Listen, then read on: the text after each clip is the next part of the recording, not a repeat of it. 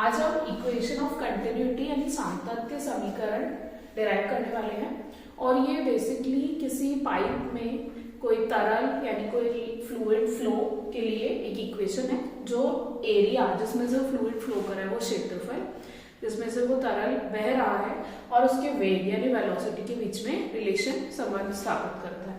तो सातत्य समीकरण को डिराइव करने के लिए हमने एक पाइप लिया है। मान लीजिए कि इस पाइप के जो तीन क्रॉस सेक्शन है, जो तीन काट क्षेत्रफल हैं, उनको हमने नाम दे दिया P, Q और R।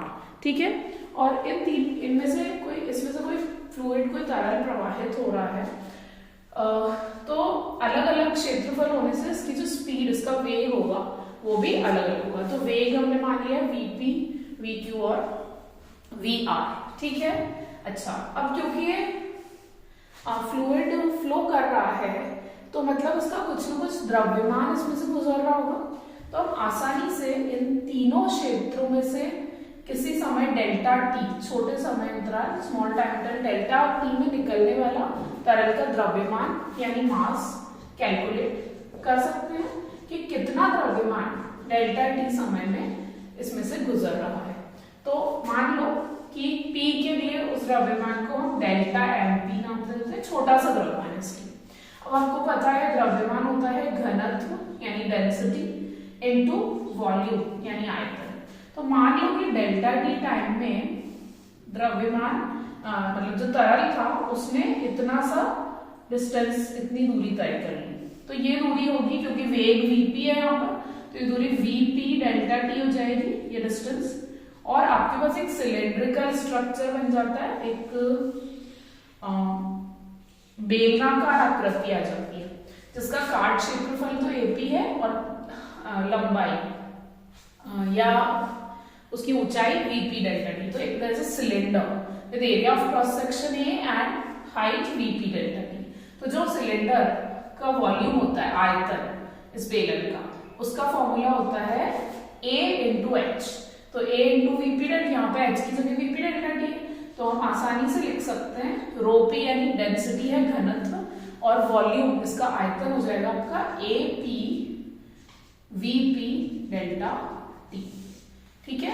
ये आपका द्रव्यमान हो गया जो कि पहले यानी P वाले रीजन से पास हो रहा है। ठीक है। इसी तरह से हम Q और R के लिए भी उससे गुजरने वाला मास यानी द्रव्यमान निकाल सकते हैं। ओके। तो इसी लॉजिक से आप डेल्टा MQ निकाल लोगे, वो होगा Q रीजन यानी Q क्षेत्र से कितना द्रव्यमान डेल्टा टी समय में निकलेगा। द्रव्यमान मींस मास, तो हो जाएगा रो Q VQ। और इसकी वैल्यू भी हम इसी लॉजिक से निकाल सकते हैं। यहाँ पे भी हम ऐसे ही एक सिलेंडर ऐसे बना सकते हैं जिसमें VQ वेग से डेल्टा टी समय में VQ डेल्टा टी उसकी हाइट हो जाएगी, क्योंकि समय अंतराल टाइम इंटरवल तीनों के लिए हमने सेम माना है।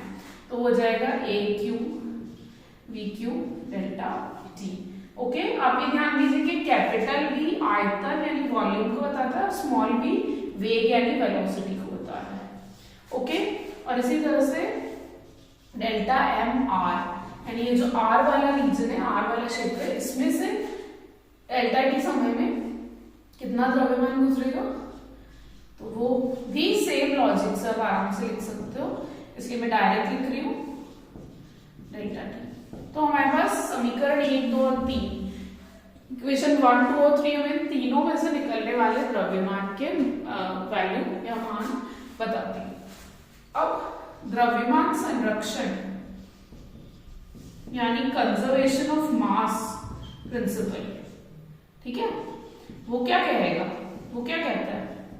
कंजर्वेशन ऑफ मास प्रिंसिपल ये कहता है कि किसी भी पाइप में एंटर करने वाला फ्लूइड का मास इज इक्वल टू उसमें से निकलने वाला फ्लूइड का। जितना फ्लूइड एंटर कर रहा है उतना ही फ्लूइड बाहर निकलेगा। तो इस हिसाब से कंजर्वेशन ऑफ मास के हिसाब से delta MP is equal to delta MR is equal to delta MQ होगा। यानी हम ये तीनों की वैल्यूज इक्वेट कर सकते हैं, बराबर रख सकते हैं, क्योंकि मास द्रव्यमान सेम रहेगा। तो वैल्यू बराबर रख देते हैं।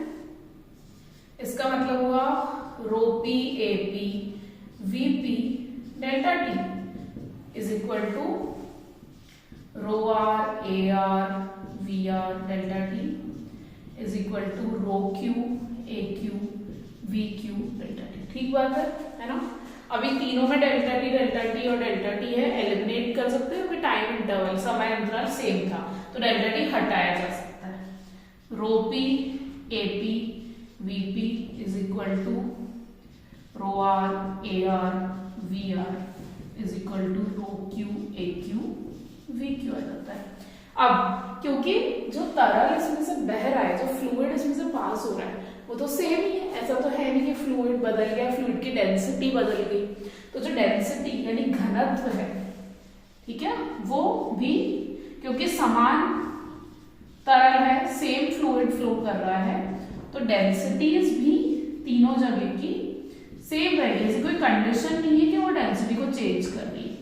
हम ऐसी यूनिफॉर्म कंडीशंस लेके चल रहे हैं यहाँ पर या कंसिडर कर रहे हैं जिसमें डेंसिटी हमेशा हमारी सेम रहती है, फ्लूइड की डेंसिटी घनत्व उसका सेम रह रहा है। ठीक है, तो उस हिसाब से तीनों डेंसिटी को हम बराबर रख सकते हैं। ठीक है, तो जब मैं इन तीनों को भी बराबर रखूंगी यहाँ rho P rho R rho Q, तो सभी की वैल्यू रो रख देते हैं, तो आपके पास आएगा rho A P V P is equal to rho A Q V Q is equal to rho A R V R. ठीक है ना। तो अगेन तीनों में सेम है, डेंसिटी घनत्व सेम है, तो वो भी एलिमिनेट हो जाएगा। हमारे पास आता है A P V P is equal to A Q V Q is equal to A R V are.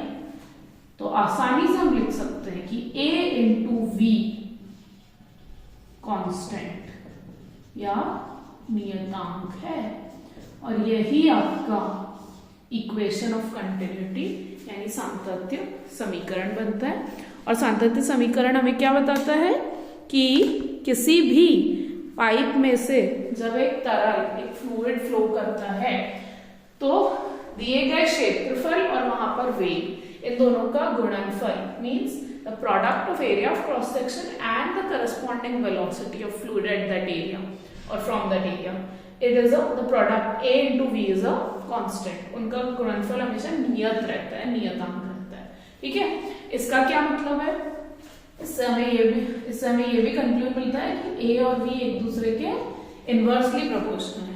मतलब जिस एरिया जिस क्षेत्रफल से इनवर्सली प्रोपोर्शनल यानी कि एक दूसरे के व्युत्क्रमानुपाती हैं, यानी जिस क्षेत्रफल से वो गुजर रहा है आपका तरल फ्लूइड है ना, वहां पर अगर क्षेत्रफल बढ़ेगा तो वेग कम हो जाएगा, ए इंक्रीज होगा तो वेलोसिटी डिक्रीज हो जाएगी। और इसीलिए अगर नैरो वाला पाइप होता है तो उसमें से ज्यादा स्पीड से फ्लूइड बाहर आएगा, और अगर पाइप चौड़ा होगा तो उसकी स्पीड कम हो जाएगी, क्योंकि क्षेत्रफल एरिया बढ़ेगा तो स्पीड कम होगी, एरिया कम होगा तो स्पीड बढ़ जाएगी। ये इक्वेशन ऑफ कंटिन्यूटी से ही हमें कंक्लूजन मिलता है। Okay, thank you.